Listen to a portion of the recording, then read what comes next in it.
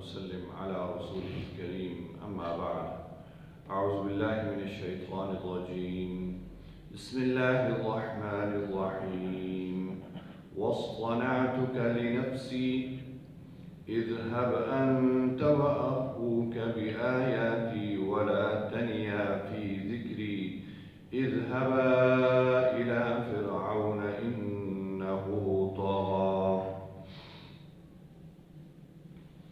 صدق اللہ العظیم۔ سورہ طٰہٰ کی آیت نمبر 41، 42 اور 43 تین آیات آپ کے سامنے تلاوت کی۔ اللہ رب العزت ارشاد فرما رہے ہیں وَاصْطَنَعْتُكَ لِنَفْسِي،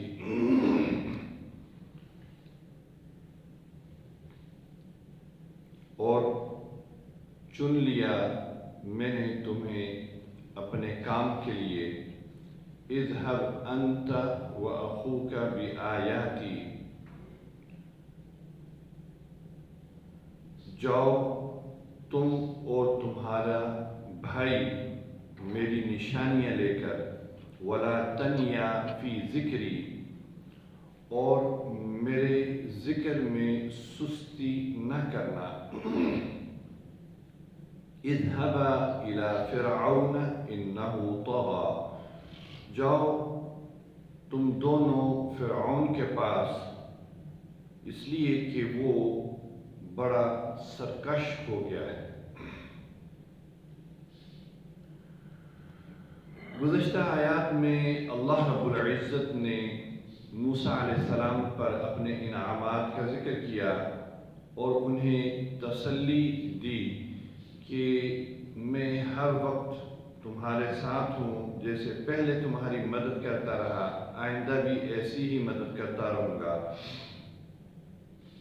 اور تسلی دینے کے بعد موسیٰ علیہ السلام سے اللہ رب العزت نے فرمایا کہ وَاصْطَنَعْتُكَ لِنَفْسِي، میں نے تمہیں اپنے نبوت کے کام کے لیے چنا ہے۔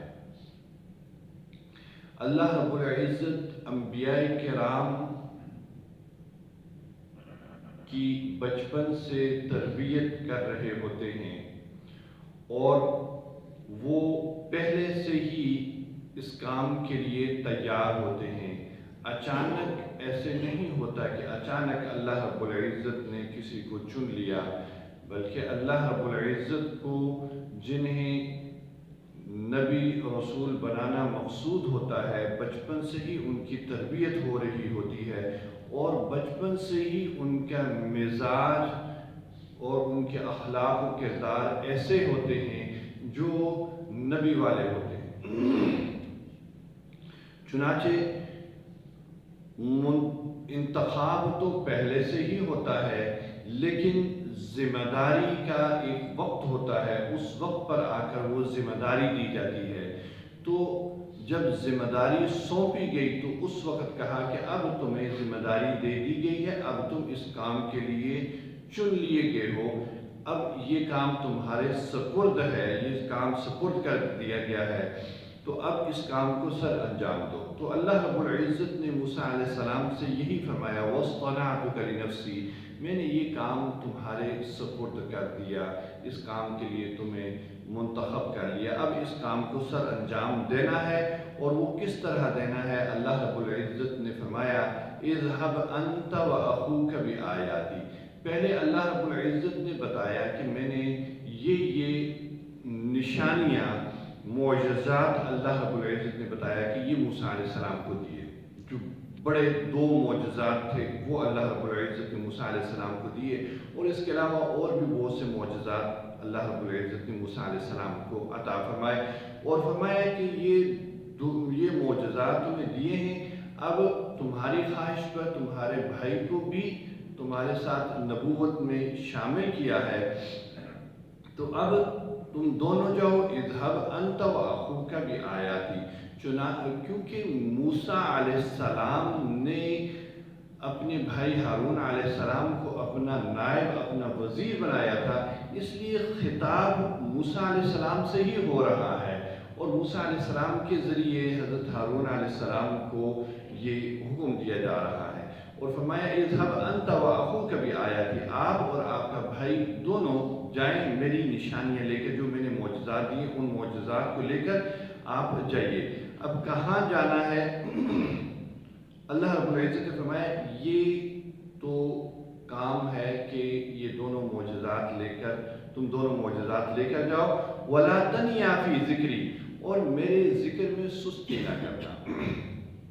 میرے ذکر میں سستی نہ کرنا، اس کا ایک مطلب یہ ہے کہ میری عبادت میں، میرے ذکر و فکر میں لگے رہنا، اس میں کسی قسم کی سستی نہیں ہونی چاہیے۔